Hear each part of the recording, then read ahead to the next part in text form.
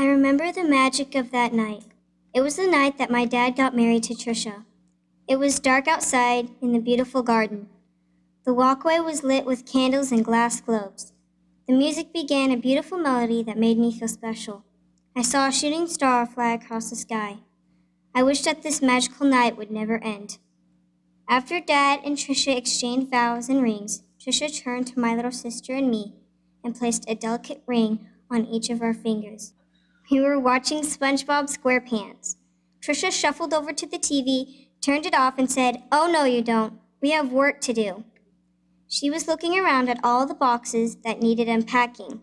I thought to myself, "Oh boy, this is going to be a long day." She taught us that a spoonful of sugar helps the medicine go down and to whistle while we work. I take responsibility for my actions and accept the consequences. I am very close with my brothers. I don't feel as if we are a step family at all. I take care of my appearances as a young lady. I work hard for my good grades. I take pride in my abilities. I love to read and write stories. My mom is my biggest fan, and I am hers too. Okay, I've always believed that your character implies your inner spirit.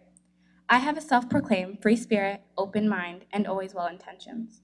But in the beginning of my adolescent stage, I had trouble channeling my inner spirit, and I felt confused about what my character was destined to develop into over time. From the moment I turned the first page, I was lost in the story. I began to experience what Harry Potter felt, the anger, the sadness, and even the joy. I traveled through the endless corridors with Harry Potter and his new friends, Ron and Hermione. I felt what it was like to live in Hogwarts, the legendary wizarding school for witchcraft and wizardry. When I finished the first book, my eyes watered with sadness when the realization hit me that my journey was over and I had to go back to my ordinary life in my own corner of the universe. Before I ever read the Harry Potter books, I would have laughed in someone's face if they told me a fictional character in a book changed their lives. But now I know that there might be truth in their words.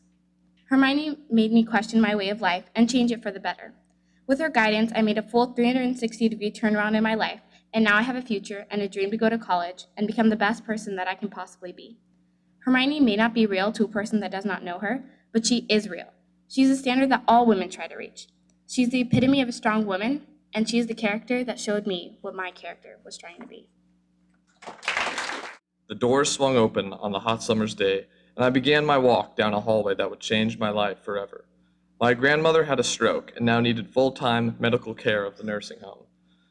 For the next 8 years, I visited that nursing home almost every day of the week. On that first day, I could not even begin to imagine the friendship that I would make with the residents or the lessons they would teach me. Sometimes a hug and a smile went a long way to cheer someone up. I know now it gave them the knowledge that someone still valued them. They didn't feel so alone. It was at this point that a whole new perspective on life began to open up for me. Going to visit my grandmother in the nursing home became an important priority to me. Sure, I had school activities, but at the end of each day I would stop by to check on the residents as well. They waited for me, and I always learned from them. They told me about their lives and what life was like when they were young. They taught me about America. When someone is frail and helpless, it is our responsibility to demonstrate respect for them more than ever.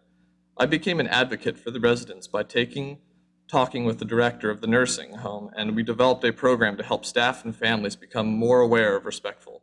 How we respect and care for the elderly is a reflection of society's attitude toward the dignity and value of human life. For me, it all began with a walk down a hallway.